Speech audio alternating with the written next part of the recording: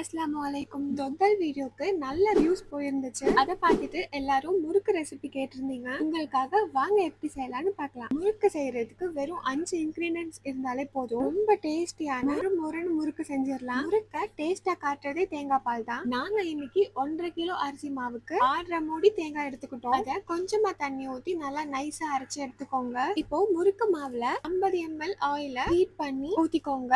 அதோட எள்ளும் சீரகமும் ஆட் பண்ணிக்கோங்க. சீரகம் நல்லா டேஸ்ட் கொடுக்கும். சூடோட எண்ணெய் ஊத்துறதுனால மாவுல கட்டி இருக்கும், உடைச்சு எடுத்துக்கோங்க. நம்ம அரைச்ச தேங்காய் பால்ல வடிகட்டி தேவையான அளவு உப்பு, 2 முட்டை நல்லா மிக்ஸ் பண்ணி வடிகட்டி மாவுல சேர்த்துக்கோங்க.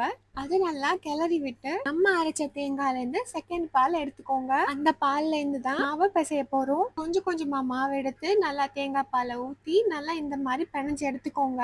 நாங்க பாமாயில் தான் யூஸ் பண்ணோம், ஏன்னா பாமாயில் டேஸ்ட் கொடுக்கும். அதே மாதிரி முறுக்கு சுடும் போது பொங்கி வராது. பொங்குச்சுன்னா புளி கொஞ்சமா போட்டு எடுத்துக்கோங்க. இந்த முறுக்கு சுடுறது அமேசான்ல அவைலபிளா இருக்கு, கண்டிப்பா செக் பண்ணி பாருங்க. இது யூஸ் பண்றது ரொம்ப ஈஸி தான். இதுல நிறைய அச்சு கொடுத்துருப்பாங்க. நம்ம லாங் பிரஸ் பண்ணும் போது மாவு அழகா உடையாம வரும். இதோட லிங்க் நான் பயோல கொடுக்குறேன், கண்டிப்பா செக் பண்ணி பாருங்க. நம்ம முறுக்கு செய்யும் போது இந்த மாதிரி கரண்டி எடுத்துக்கோங்க, அதுல எண்ணெய் தடவிக்கோங்க. அப்பதான் உடையாம எண்ணெய் சட்டியில விழும். அப்போதான் முறுக்கு கலராம இருக்கும். நல்லா சிம்ல வச்சு பொன்னிறமா அழகா எடுத்துக்கோங்க. அவ்வளவுதான், இந்த வீடியோ முடிஞ்சிருச்சு. இந்த வீடியோ டவுட் எது இருந்துச்சுன்னா கண்டிப்பா கேளுங்க, நான் சொல்றேன். இந்த வீடியோ உங்களுக்கு பிடிச்சிருந்துச்சுன்னா லைக் அண்ட் ஃபாலோ பண்ணிக்கோங்க.